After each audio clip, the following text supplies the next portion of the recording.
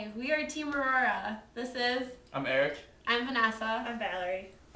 So here we go. So we're going to be doing some experiments to really quickly explain pressure gradient force, low pressure systems and divergence, thunder, and how air hockey tables work. All right. So we're gonna do a quick few experiments on dry ice and thunder. Dry ice we're gonna use to show sublimation and then also pressure gradient forces and high pressure systems. So with this guy first, what we're gonna do is when you add water,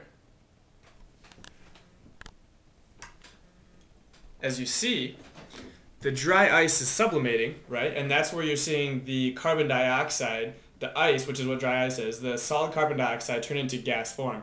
And what that's doing is it's a form of changing matter that we talked about earlier in cloud development. And what it is it's taking latent heat out of the atmosphere because the molecules are speeding up and essentially they're absorbing energy. So it's taking latent heat out of the atmosphere.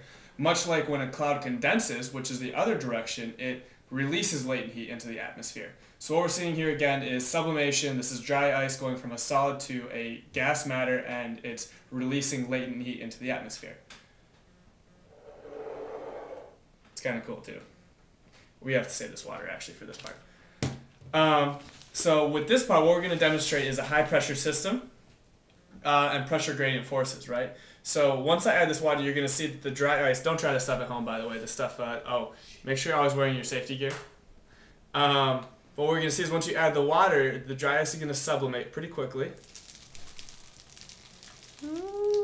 Just like that. And when I pick this up with my safety gear and I pour it onto the table, what you're seeing is much like a high pressure system. You're seeing this air sinking, right? And once it's hitting the table, what's happening is it's creating a pressure gradient force really close to where the carbon dioxide is hitting the table, and it's all moving outwards, which you can see right there as it kind of moves outwards again. And again, like what this is demonstrating is a high pressure system, but also pressure gradient forces when the carbon dioxide is hitting the table and it's then again moving out like a high pressure system. It's creating essentially wind. Now Valerie is going to demonstrate how thunder works. Alright, so when there's thunder, there's a strong pressure gradient force within the storm system, and so when you blow up the paper bag or the plastic bag, then there's a lot of air trapped in here, and then there's thunder. And the reason that works again is because there's a high pressure system that was created outside the bag. It's much like you would see with lightning. The lightning superheats the air and it expands rapidly, and you essentially hear that shock wave, and that's why you can hear thunder, much like you could hear Valerie smashing the bag. All right, we're Team Aurora, and that's our presentation for you. It's the same sort of, it's kind of like a high pressure system again, like once the carbon dioxide gets outside of the ridge of the fruit juicer bowl, actually is what it is, then it creates essentially again like a high pressure system, and you're seeing the carbon dioxide move outwards, kind of like you would see a cold front, because a cold front's it's moving under the rest of the warm air, that I guess more relatively warmer air that is otherwise sitting on a table. And the carbon dioxide is more dense than the Exactly. regular air. And cold. Outtake number 1. What's going on, Eric?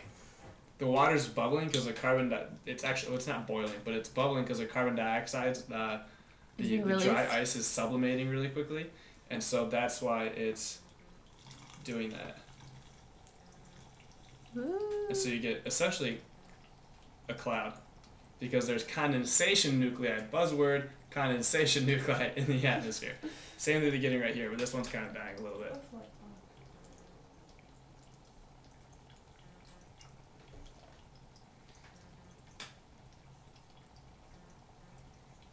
What you don't want to do is put carbon dioxide in water in a bottle and screw the lid on, because then it'll explode. Well, maybe you want to do that, but I highly recommend that you don't, because if you hold on to it and it explodes, you can lose a hand or an eye, and that's not good. So please don't try any of these experiments at home. Dry ice is for people over the age of 18 years old. We did get carded to buy this stuff. Yes. And we are endorsing Ice Mountain water. By the way. that's about it for you guys. We're just gonna play with this dry ice now. This stuff is a lot of fun. Now that I know you can buy this stuff commercially. Be a mad scientist. This is just the preparation stages for our first experiment. I'm domesticated with my oven mitt.